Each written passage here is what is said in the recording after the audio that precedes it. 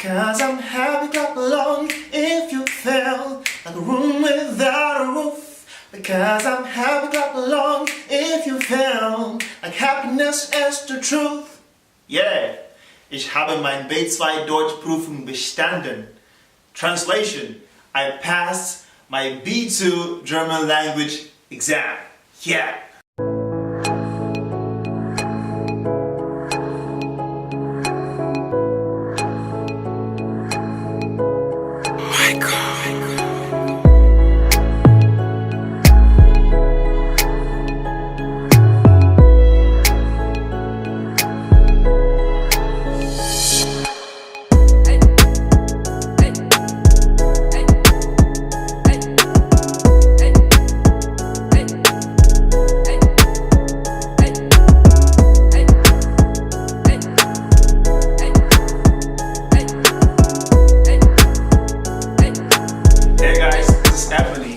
Welcome back to our channel.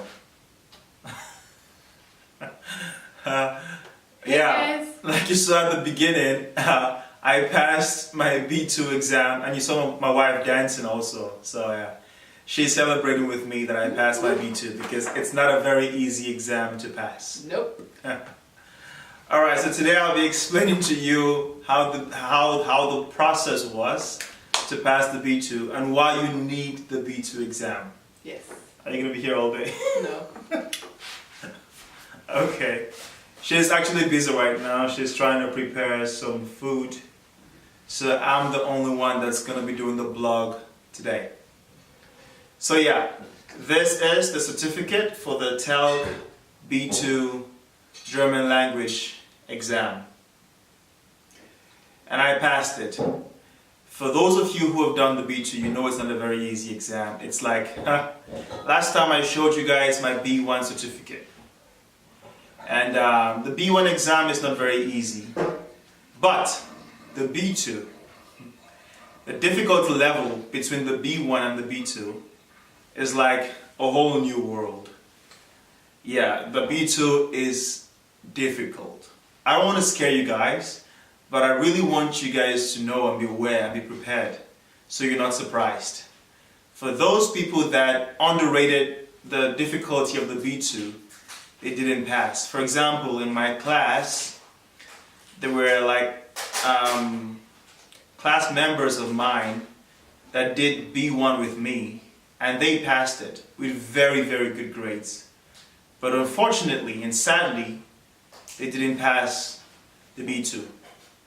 Because, yeah, the expectation in the B2 just keeps getting higher and higher. Because it's called Beruf course, which means business course or professional course. This is the course you need to do an apprenticeship in Germany, to work in some German companies. Because this is like I would say like the typical level of the German knowledge. Most Germans speak the B2 level. Of course, there are Germans that speak the C1 and the C2 level, but most Germans speak this level. So in order for you to work effectively in Germany, you need a minimum of the B2 level. So for those of you that are planning to study in Germany, you actually need a higher level. It's C1. This is B2, but to study in Germany, you need C1. But in Germany, instead of studying, you can also do what they call Ausbildung, an apprenticeship. And for that, you need the B2 to be accepted to do that. If you've studied abroad and your certificate is accepted in Germany, then you only need to do this course in order for you to communicate effectively. Because whether you studied or not, to work effectively in Germany, it is advisable to do this course. And most companies will not hire you if you don't have at least this level of German. Yeah, so in this exam, my points are, I got 268.5, and the highest points that you can get is 300 points. I was happy that I passed, but I wasn't very happy that I got 268, because if I had gotten 270, I would have gotten an A. But having a 268.5 meant that I got a B. And as you guys probably already noticed, I'm somewhat of a perfectionist. I like to get like the highest points.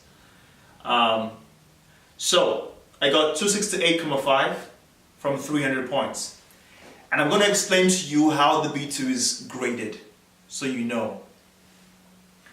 In the B1, the most important section of the exam is the mündliche, the speaking part. That carries most of the points. But in the B2, every section carries equal amount of points. Like they're both important. In the B1, mündliche or speaking is more important than the writing. In the B2, because it's a professional course and you need to write and speak, both sections carry the same weight and the same importance.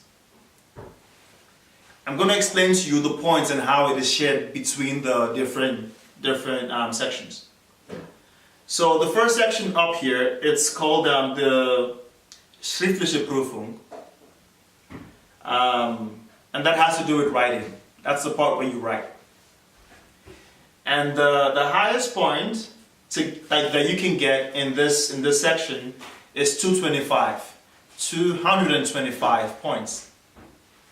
And I got 195 points there. And in this section, you have 4 subsections. In the schriftliche section, the writing section, you have 4 subsections.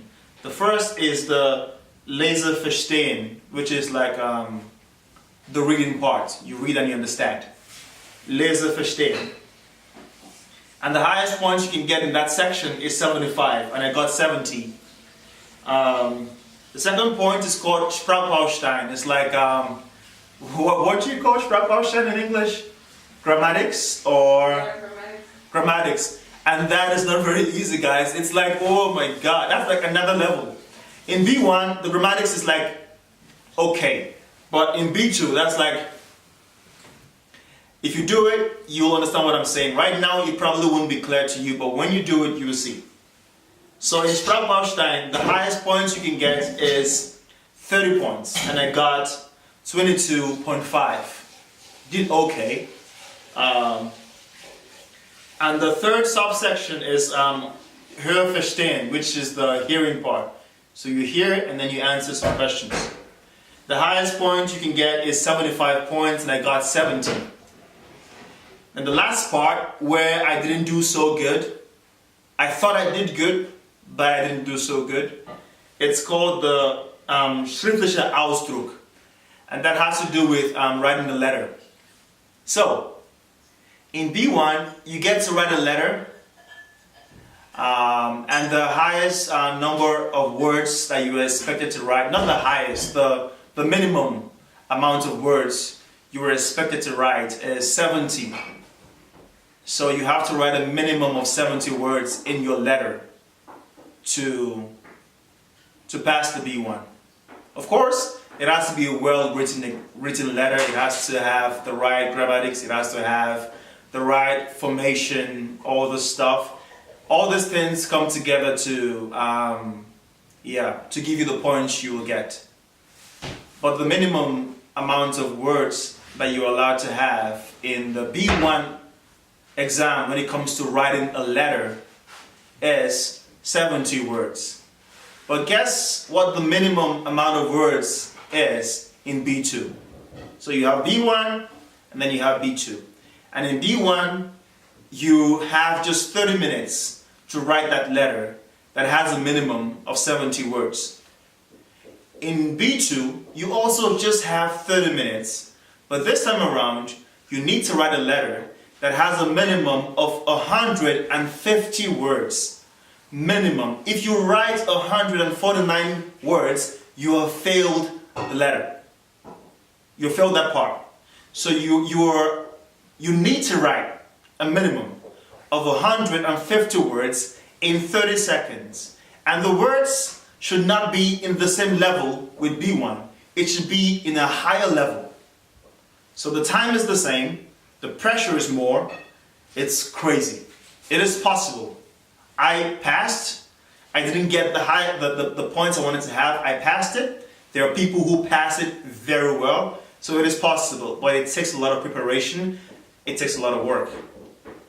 Now, so they count all the points together in the writing section. And like I said at the beginning, the highest points you can get is 225, and I got 195.5. Now, the second section, which is the speaking section, it's called the mündliche Prüfung. It is divided into 3 subsections. The first one is Präsentation, which means presentation.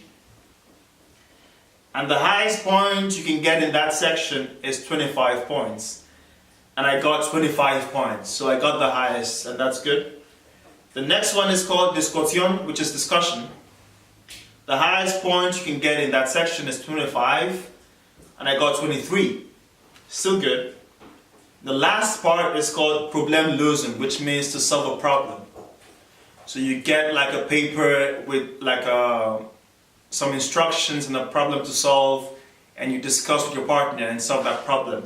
And the highest point you can get is 25, and I got 25. So I did very good in the mündliche Prüfung. I didn't think I would do so good in that section. I thought I would do like way better in the writing section. But actually I did very good in the mündliche. The highest points altogether in the speaking part, the highest points altogether that you can get is 75 points, and I got 73 points. So let me summarize. The writing section has a total maximum of 225 points. The speaking section has a total of a maximum point of 75 points. When you add those together, you have 300. And to pass the B2, you need a minimum of 180 points to pass it.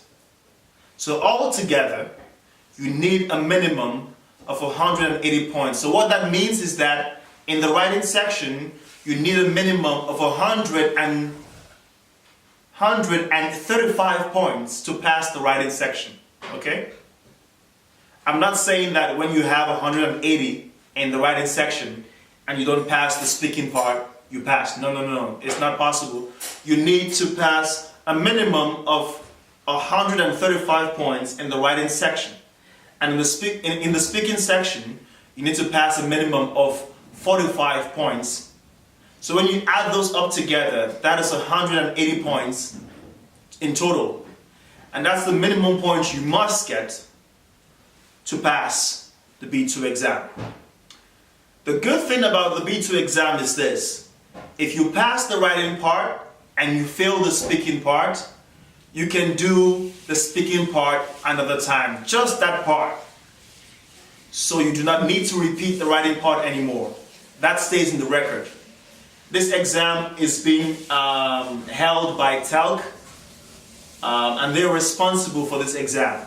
And so once you pass one section, it is in the record that you passed one section. So once you do the other section that you didn't pass the first time, you would get a B2 certificate.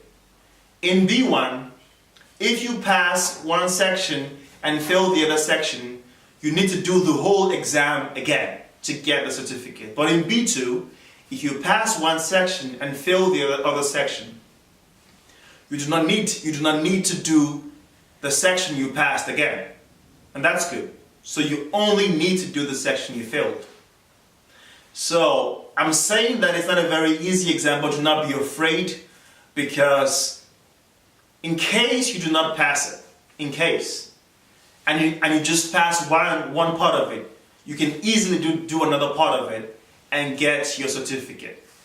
But guys, believe me when I tell you that you need to really study, you need to pay attention, and you need to prepare for it.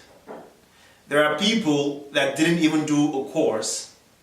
They just studied by themselves on YouTube and took some time off and really studied, and they passed it. And they got higher points than I even got. and I did a course. I did like a 4 months course, intensive course every day, Monday to Friday for 4 months. And I did that course before I wrote the exam. And that doesn't guarantee that you would pass if you do not learn or study by yourself at home. Because in B1 or A2, the teacher tries to explain things to you like you're a beginner, you're a learner. But in B2, it's quite different. They no longer have the time to explain every single word, every single thing to you. So you need to be independent in learning for yourself in order to pass. And at the back of the certificate, they explain to you what each point means. Like what remark you would get if you got between a certain point.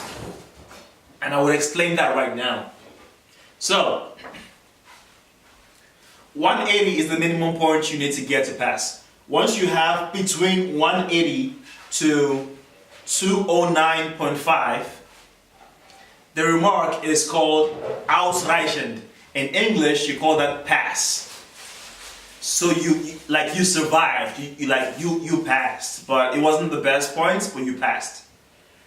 Now when you get between 210 to 239.5, the remark is befriedigend. In English, it's called satisfactory. It's okay. It's better than pass, but it's not the best. Now, when you have between 240 to 269.5, the remark is good, which means, just like it sounds in English, good. Now, the highest points, I got good. I wanted to get very good, but I got good, and that's good.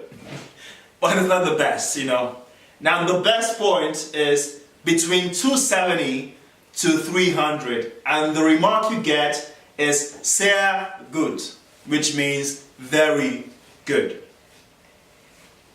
So yeah, that's the short explanation of the points. And it's good to aim for the best. It's good to want to have the best points, but the most important is that you pass. And so make sure you study, go on YouTube, look for materials, prepare yourselves, and be ready for the exam. Just prepare yourself and do not be afraid. Being nervous can make your head go empty during the exam. So you need to be prepared and calm and trust that you will pass. I'm a very I believe in God, I believe in Jesus, and so I believe in prayer. I believe in trusting that God will help me pass. I have to do my part, because God will not just give me answers from heaven. So I have to study. So I study as if everything depends on it, and I pray as if everything depends on it. So I trust that whatever I missed when I was studying, God will help me to remember and pass. And it has worked for me all this while. I passed all my German exams, and I have succeeded in almost everything I've done in Germany. And so I wish you good luck in your exam. If you have questions, just comment and just ask me those questions. And if you've passed your exam, you can also tell me how it was. And you can also take a picture of your certificate and post it in the comment section. So I wish you guys good luck. And for those that have passed, I say congratulations, because it's not a very easy exam. So I'm going to stop here right now, and I'm going to say, if you like the video, subscribe, like, comment, share. In the next video, we're going to come to you guys with more fun stuff. Hopefully my wife will be with me, or she'll be the only one doing the video next time. I don't know, but we'll see. Thank you guys for joining us today. Thank you for watching, and have a wonderful week. See you next time.